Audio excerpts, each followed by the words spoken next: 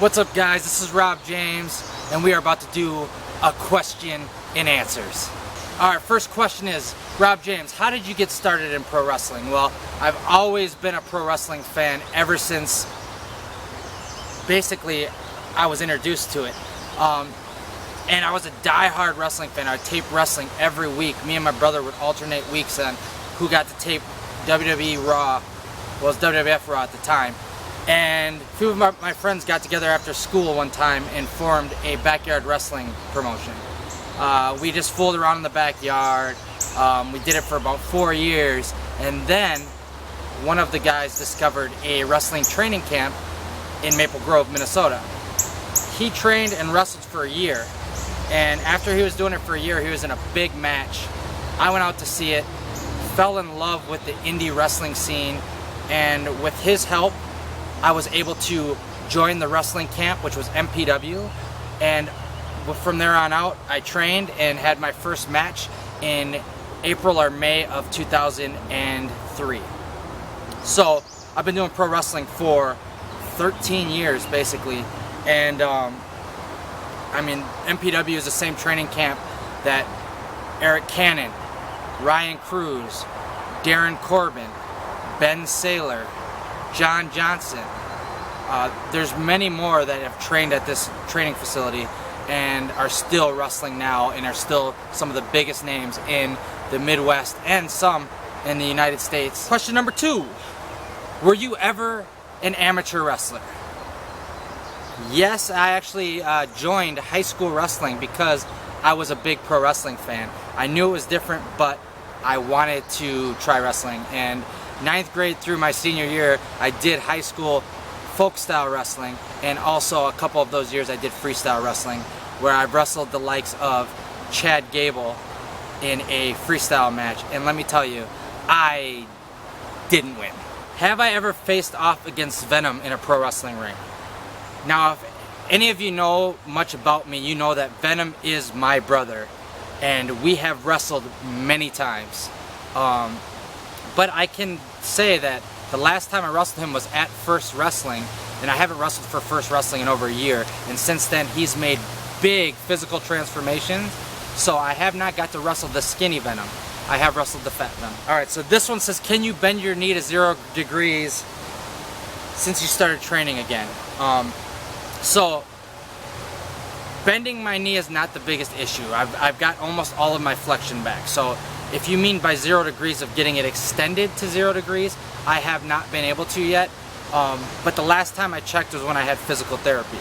I've been laid off since and haven't had insurance, so I had to stop physical therapy, and I have nothing to measure it with. So, right now, this week, part of my goals is to continue straightening out my leg and making sure that I am stretching it as much as possible so I can get it to that 0 degrees. This one's asking if I've always been a heel or if I've had any other gimmicks. So, going back to backyard wrestling, I had the character the Punisher. It was just the name. I liked the name Punisher. I wrestled in backyard wrestling for 4 or 5 years as the Punisher. And when I got brought into pro wrestling, my friend was from backyard wrestling. He would always call me by my nickname, Punisher, Punisher, Punisher. It started kind of adapted to all of the other wrestlers at MPW, and my nickname became the Punisher when I started wrestling. And I was a good guy. Neither fit me. So now, 6% body fat Rob James, and actually, it's raining right now, but I'm still going to try to tell you how that came about. I was wrestling at a flea market, had baby blue shorts on, found a baby blue track jacket where we were changing, bought it for $3. The next week, I wrestled with the track jacket on, and the ring announcer said, hey, what can we announce your weight as? I was fat at the time. I was like, just tell them I'm 6% body fat. The crowd hated it. They were like, you have 6% in your ass, blah, blah, blah. As I was leaving, I had a protein jug that I walked out with. And as I was leaving, I was yelling at a fan, and I looked at the protein jug, and it said 97% better protein.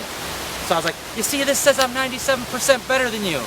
Well, fast forward 10 years, and I've adapted that into 6% body fat, 94% better than you. Rob James. Next question, are Zubas really that comfortable?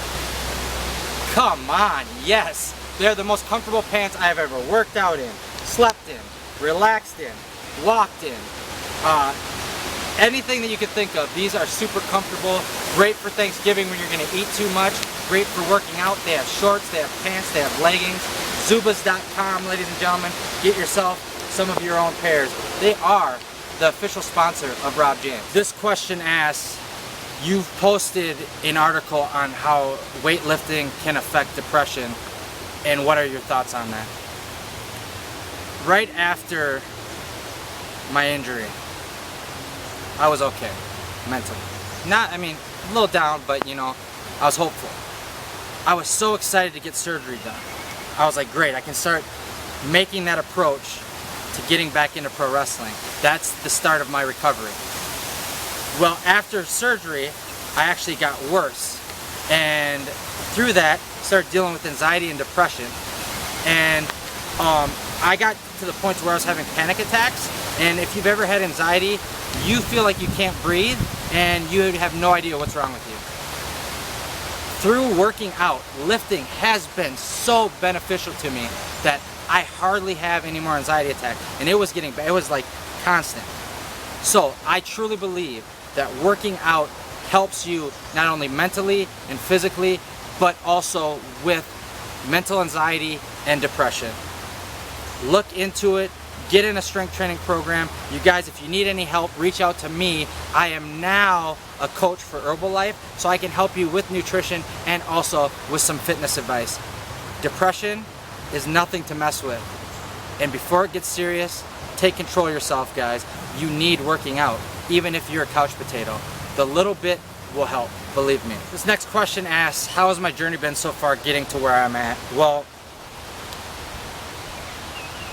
with anxiety and depression, I stopped taking care of myself and I gained a lot of weight on top of having the knee injury. Less activity, more calories in is not a good thing. Since then, it's been tough. I can't go back to the same things that I used to go back to all the time to lose weight. I can't jog as much anymore. I can't play racquetball. I tried. It's too tough on my knee. And with that, it's me having to say, hey, settle down. You don't have to lose over 5 pounds every week.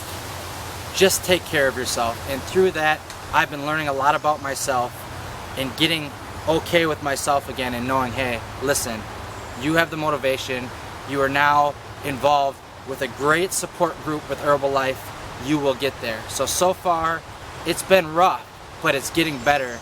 And I'm starting to understand a lot more about myself and about what is going to help get me there. And that's getting more active but not overdoing it, and also cleaning up the calories but not getting too crazy to where I'm going to just binge when I'm done with this.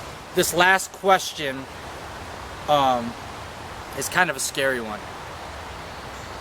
Have you ever thought that you would not be able to come back to pro wrestling?